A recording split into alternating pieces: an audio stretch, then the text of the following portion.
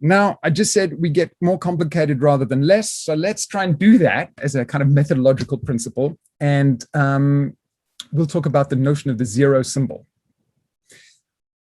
This is a concept that is prevalent at the time in social anthropology, and Levi-Strauss is excited by it. He doesn't come up with it.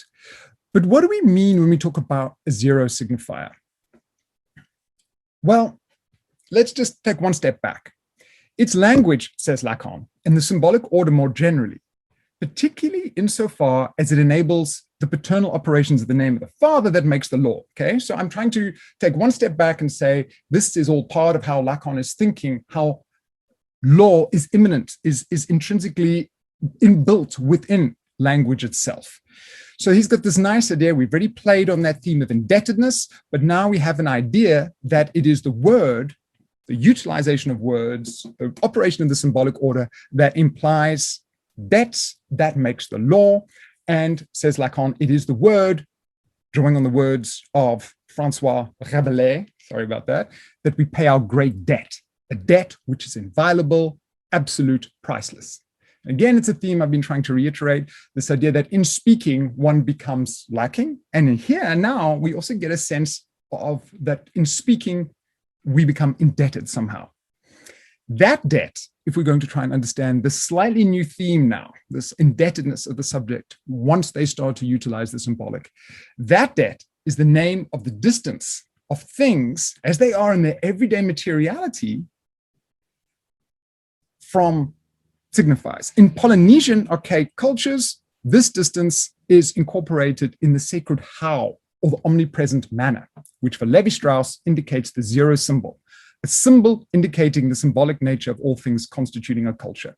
So yes, I also have a headache now, and I've also been trying to understand this, but nevertheless, I'm also getting a headache. So let's try and keep things a little bit more basic. What the hell is manner? What the hell is a zero symbol? I didn't bring Anthony Wilden here today, but actually he might no longer be with us, but I did bring this book.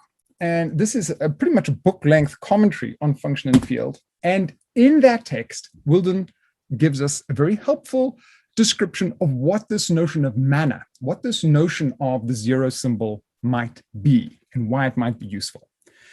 Here I quote from him. Concepts like that of manner devolve from what Levi-Strauss conceives of as an overabundance of the signifier in relationship to actual signifiers, that is, the universe, the cosmos, which are available to human symbolic thought. Let's put a pause there. Are we not then saying simply that one of the oddities of language is that it's able to engender far more signifiers than there are for things in the world? I think that is what we're saying. Let's go back to Wilden. Thus, a concept like manner seeks to fulfill the function of representing all that might be encompassed by this floating signifier. Marcel Mauss's celebrated essay, The Gift, depends upon the notion of how or manner. These are two signifiers that he finds in the course of anthropological fieldwork and so on and so forth. What are these words? How do they operate in those cultures? He says manner or how act as the raison d'être of the symbolic exchange.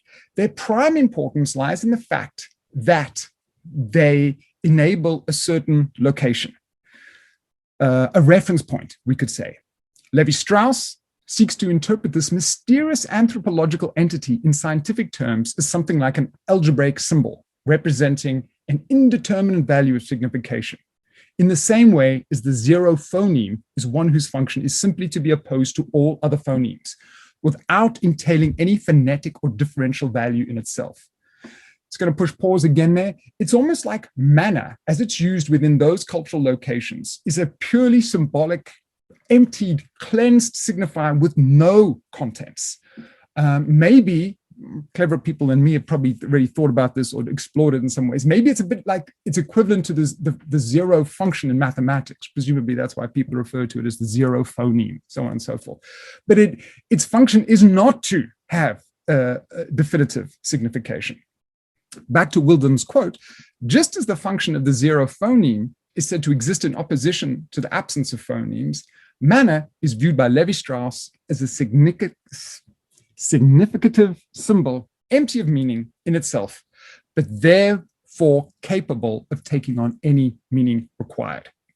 Last part of the quote, manner is a category of thought rather than a category of actuality. It fulfills for the speaker the role of explanation that modern science fulfills for us. On this view, like the zero phoneme, manner is pure form without specific content, pure symbol, a symbol with the value of zero. Okay, that's the most difficult part of today done with. What else can we say about this idea of the zero signifier? We could say that the notion of the zero signifier points to the function of the non-meaning bearing or purified symbol, emptied of all prospective contents or references to the world. You could say that this zero signifier indexes the symbolicity of the signifier, or, and again, I'm trying to build on this theme, it indexes the quality of signifierness. I'm going to just say one more point about this, and then we'll build to our last two themes, and I've got an eye on the time, so I've been talking for 45 minutes, so I'll try and wrap it up. This is a kind of perplexing concept. How do we utilize it? How does it become useful to us? Because a lot of that sounded to me like almost pure theory. Well, says Mark de Kessel, we're able to consider, by virtue of the existence of something like a pure symbol, we're able to consider everything to be subjected to something like this zero symbol. He picks up on a reference in Lacan's text where Lacan talks about the last judgment. And de Kessel says, we're able to consider everything to be subjected to something like this last judgment. The latter can be read as a means of implementing the zero symbol. In other words, it's a signifier marking everything with negativity, with the fact of its disconnection from the physical material actuality of the world. Now, de Kessel builds on this. He says, even if one does not acknowledge the cultural or religious idea, such as that of the last judgment, one can nonetheless recognize the function of the zero symbol in what Heidegger would call being towards death. For Heidegger, as we're all familiar, human existence, Dasein, is a project inherently oriented to the future. The human being is there having to be. Now, of course, what you may start to see now or feel, I'm hoping it works, is that it's a little bit of overlap of themes. We've been spending a lot of time talking about signifierness, zero signifiers, and how they locate one relative to something, some ultimate, some last judgment, some death, presumably. That is obviously the implication of linking the notion of signifierness and the zero symbol to Heideggerian being unto death. But the link I'm hoping that is now starting to fall into place is that that signifierness, that reference to something like a last judgment, is also pulling into the picture some of the anticipative, precipitative temporality that we really spoke about. Heidegger, we've seen, has Dasein, the project inherently oriented to the future. As I've said, the human being is there having to be. This means then that their orientation to the future goes hand in hand with their radically finite condition. Lacan then reads this combination of future tense and finitude in a distinctive way, which draws on the inspiration of Levi-Strauss, even as it highlights the role of desire. Finitude is thus realized in the order of the signifier as it denies, as it negates actual material entities. We have here then the notion that the symbolic order implies the death of the things as they are. And we're going to start to move towards a conclusion. There's a whole lot of other stuff we could say about death drive, but I'm hoping some of the themes might be coalescing a little bit here. Human existence, realizing itself within the realm of the signifier, is thus also marked by desire. Indeed, human existence is to be considered as the movement of desire. We might put it this way. The subject is the lack of being, searches for who they are. As a result, they invest in a succession of signifiers and thus become caught in an endless process of being deferred from one signifier to another. It is in this sense that human beings live life as desire. Let's recapitulate. Let's try and sum up some of these ideas, and then we'll finish with what I kind of hope might be a little bit of a flourish. It helps, I think, in grasping these ideas, both of a kind of precipitative temporality, the future anterior, on the one hand, and notions of signifierness, or as Lacan puts it, the presence made of absence. It helps in grasping these ideas to identify and explore one of the most important philosophical resources that Lacan is drawing on. The key here lies in grasping how Lacan performs a conjunction of Freud and Hegel, or more appropriately, of Freud and Alexander Kojeve's reading of Hegel. So we've already seen how Freud, for Lacan, intuited the interplay of presence and absence within the operation of language in the fourth Dar game. Okay? This is one invaluable resource that Lacan will draw on in thinking about how language works and why language, the workings of language, are absolutely crucial to psychoanalysis. So we've got that facet in place, but now we need to factor in Hegel and Hegel's account of absence in language. And now I'm going to draw on Jonathan Scott Lee's book on Lacan. He has a great quote. He says, what we need to take into account is the basics of a structuralist account of language, okay? Differential elements that work together. He says this: once we've grasped the structuralist account of language, we know that what distinguishes mere symbols from words is that while both are material objects, each of my words is an absence as well as a material presence. More specifically, each of my words is what it is, namely a word, and is such an element in my language because of its pre-existent relations with all other possible words of my language. Okay? Whole differential system of units that are differentially related. We got that. But to this structuralist understanding, which highlights how absence and presence operates in respective signifiers in relationship to one another, we now need to add the additional element of a Hegelian twist. Back to Lee. What Lacan finds in Kojeve's reading of Hegel is essentially the claim that the absences that transform symbols into elements of language constitute what are ordinarily thought of as concepts. Whereas Kojeve's Hegel clearly takes the concept or word to realize or preserve the vanished empirical past of the thing, and thus sees the word concept as constituted by the absence of the past, Lacan grafts onto this reading his essentially structuralist differential view of language. What results then, and this is the point, what results then is a rather complex theory of language, according to which the word is constituted by a double absence, that of the thing's past and that of the system of language.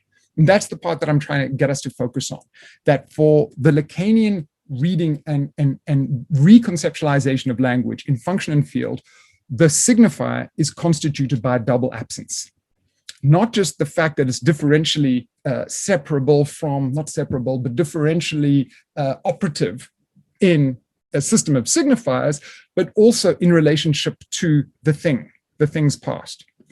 Back to Lee. Going somewhat beyond Kojeve's claim that the thing's past is eternally preserved in the word concept, Lacan asserts the fundamental priority of the language or conceptual system, the symbolic to the world of things. And what this means then, it is the nothingness of words.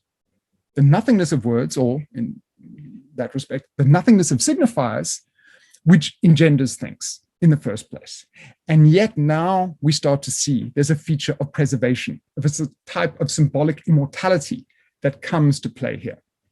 So to restate the point, it is words, or more appropriately perhaps signifiers, that abstract things from their inaccessible singularity of ephemeral temporal existence, providing with the status of firmness and constancy.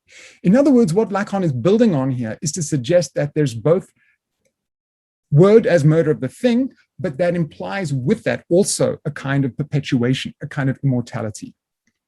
Here's another one of those moments when Paul Bahagi jumps out of temporality and helps us out.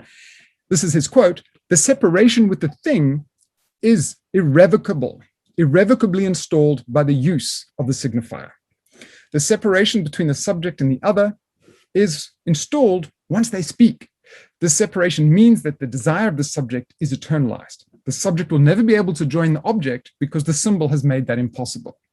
And here we overlaying once again that Hegelian notion, the symbol first manifests itself as the killing of the thing, and this death results in the endless perpetuation of the subject's desire. And although there's an awful lot more we could say, let's just see, I think it's about time to end here. I just want to quickly stress that idea. Playing on Hegel's famous phrase, Lacan reminds us that it's the symbol which first manifests itself as the killing of the thing, which extends the idea, he extends this idea to stress that this death results in the endless perpetuation of the subject's desire. Okay, maybe what we'll do is, let's stop there. A couple of areas where we could discuss in questions. It might be interesting to talk about the notion of a conjectural science. I know I'd put that on the list of things we might speak about. We could also speak about death's drive and how Lacan uses the topological formation of the torus right towards the end. That'd be good if we could do that. But I suppose what I've really wanted to do here is try to conclude, is to introduce both a few hopefully kind of accessible ideas, but also some that are far less than accessible, but that I think are kind of important to grasping the role of language in the making of the subject, and the overlapping of this precipitate temporality of the future through which the subject might be realized and might in fact be shifted and changed within the clinical domain by virtue of this emphasis of the future anterior. And also to stress that the future anterior, that direction of theory, that conceptualization of theory, has a kind of overlap and a kind of echo in this notion of the signifierness of language, which itself implies something like a zero signifier, a point of location, a kind of emptiness, and an emptiness within language, which also perpetuates desire by virtue of making out that opening, that lacking. Okay, let me stop there, and then hopefully there'll be some questions or thoughts, or indeed, hopefully clarifications.